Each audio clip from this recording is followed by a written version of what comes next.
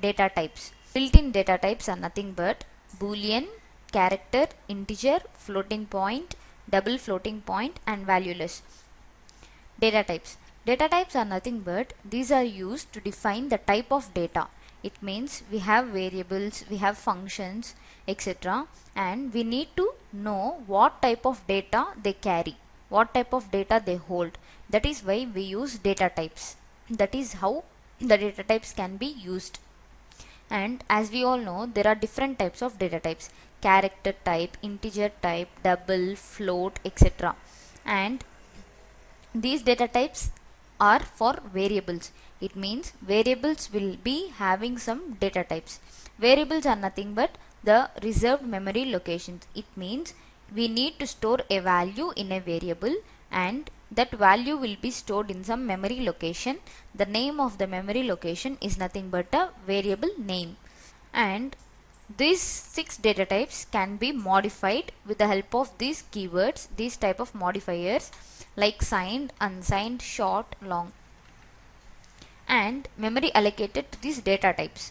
For character, it is 1 byte and the range is from -127 to +127 or 0 to 255.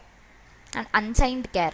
Unsigned char means it expects only the positive numbers. So 0 to 255.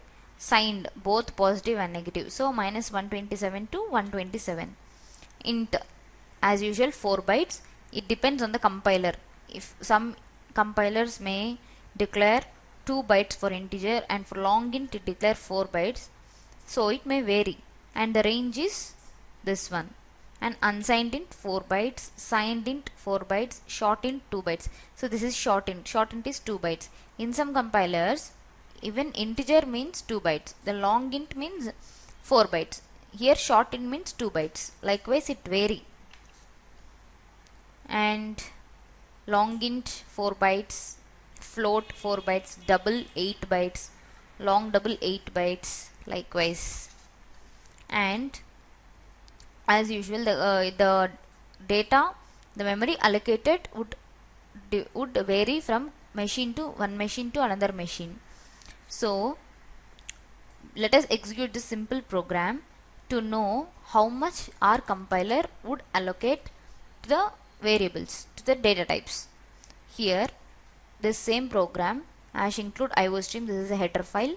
Using namespace std we have written int main and the main is integer type and we want to find the size of char and int.